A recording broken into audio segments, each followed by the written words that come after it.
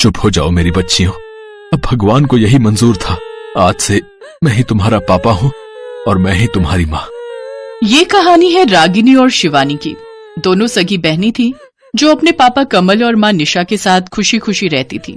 पर एक दिन अचानक घर के किचन में आग लग गई, जिसमें जलकर निशा की मौत हो गई। दोनों बेटियों के सिर से माँ का साया उठ चुका था और बीतते वक्त के साथ दोनों बच्चियों के मन में उनकी माँ निशा की याद और भी गहरी होती गई।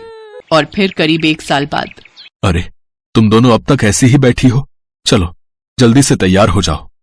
तैयार क्यों होना है पापा जी? हम कहीं बाहर जा रहे हैं क्या? हाँ, भूल गई क्या? दिवाली आ रही है। तुम दोनों को दिवाली का बहुत इंतजार रहता था ना। चलो तुम दोनों को नए कपड़े दिलवा लाता हूँ। नहीं पापा, हमें कहीं नहीं जाना। क्यों? क्यों नहीं जाना? पापा, हमें माँ के बिना दिवाली नहीं मनानी।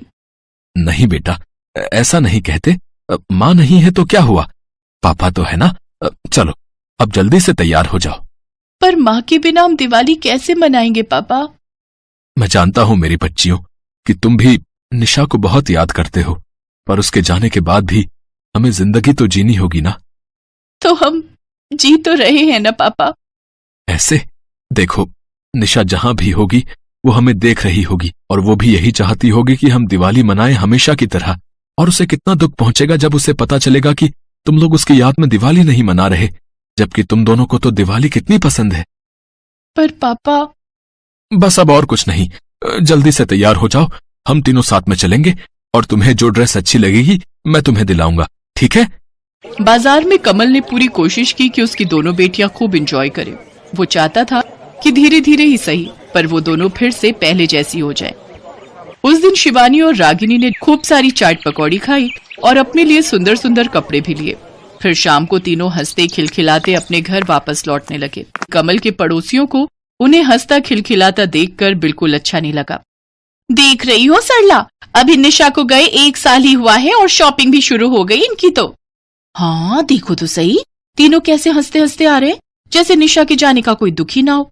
सच में घोर कलयुग है भैया। और देखो तो सही, लगता है दिवाली मनाने की तैयारी हो रही है। 1 साल भी नहीं रुके ये तो। अब शगुन होगा इनके यहाँ, देखना तुम, भगवान ही इन्हें सजा देंगे।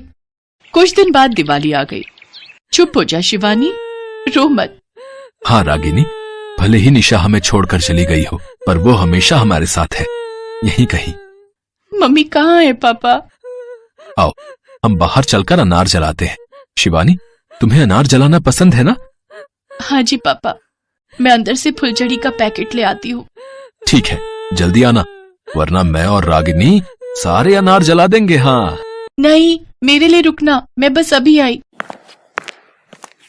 रागिनी और कमल गली में अनार जलाने चले गए और तभी एक उड़ता हुआ रॉकेट कमल के घर के दरवाजे पर लगे पर्दे से टकराया, जिससे पर्दे में आग लग गई और देखते ही देखते पूरा कमरा आग की लपटों से घिर गया।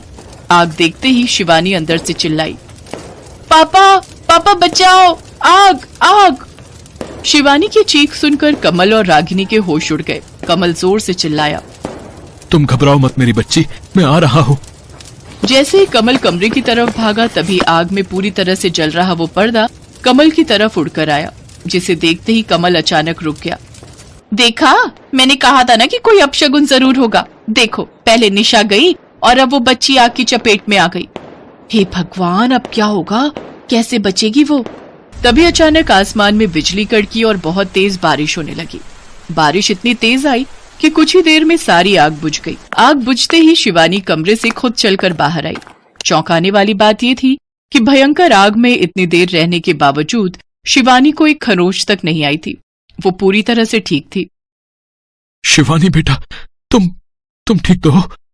हाँ पापा, मम्मी आई थी मुझे बचाने। आपने सही कहा था, वो कहीं नहीं गई, वो यही है हमारे साथ। शिवानी की बात सुनकर कमल की आंखों से आंसू बहने लगे। उसने अपनी दोनों बच्चियों को गले से लगाया और फूट फूट कर रोने लगा।